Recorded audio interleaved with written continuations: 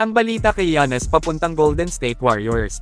Pero bago yan pag-usapan muna natin ang nangyari sa Game 1 ng Western Conference Finals ng Wolves kontra OKC sa teritoryo ng Thunder. Kung saan tambak lang naman ang inabot ng dayong kupunan sa laban. Sa first 2 quarters ay kontrolado pa ng T-Wolves ang laro, palaging hawak po ng visiting team ang lead sa pangunguna ni Julius Randle. Well, gaya ng sinabi na natin mga kaibigan, na kay Randle ng Minnesota nakasalalay ang series na ito versus Oklahoma kesa kay Ant-Man. Nagpaulan lang naman ng 3 si Randle sa first half, grabe kamay ni Julius, tawang-tawa na lang siya, mismong siya ay ginaganahan at hindi makapaniwala sa kanyang tira na ipinapamala sa nasabing salpukan. Itong si Ant ang sumunod kay Julius pero napikon kay SGA, binaton niya ng bola ang superstar ng Oklahoma. Grabe din naman kasi itong si SGA, although struggle ang kanyang shooting sa umpisa pero kakagulat ang ginawa niya sa early game. Kung saan nabigyan na agad ito ng 7 free throw sa loob lamang ng 4 minutes na paglalaro sa unang quarter. 5 sa 7 ang pumasok, so grabe kakaibang stats po ito sa playoffs mga kaibigan. Umpisa pa lang ng laban tumatambay na agad si SGA sa free throw lane. Nagtapos ang first half na hawak ng Wolves ang lamang. Randle gets a good look from the corner, and that's another 3 for Julius Randle.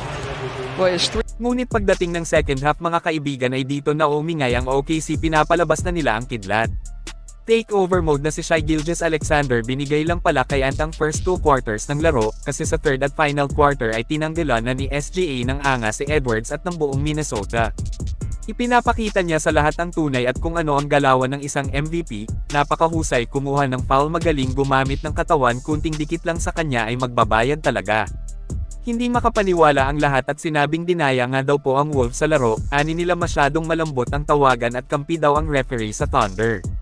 Ngunit kung sisipatin po natin ay totoong mautak lang talaga si SGA maglaro, napaka-veterano ang galawan kaya hanggang foul ka nga lang dito sa kanya.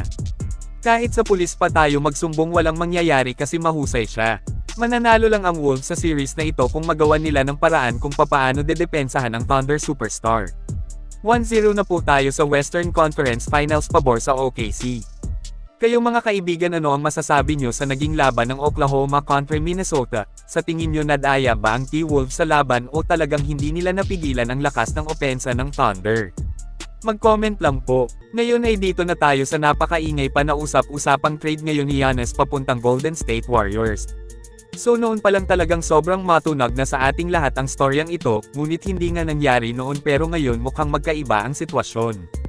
Kasi mismong front office ng Bucks ayon sa maraming report ay kumbaga okay sila na hayaan ang Bucks superstar na iwan ang team.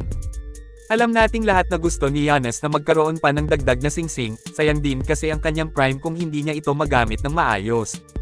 Ang tanging paraan nga para siya ay magkampiyon pa ay ang lumipat sa kupunan na paniguradong magbibigay sa kanya ng kampyonato. Marami na ang nagsasabing interesado nga daw itong si Giannis na maglaro kasama si Curry. Noong mga nakaraang araw ay papansin na siya sa Warriors, mukhang GSW talaga ang gustong puntahan ng one-time Finals MVP. Kaya ang Giannis trade to Golden State Warriors ang isa sa kabang-abang ngayon, kapag natuloy ito ay lagot ang lahat ng team sa kanilang lineup next season.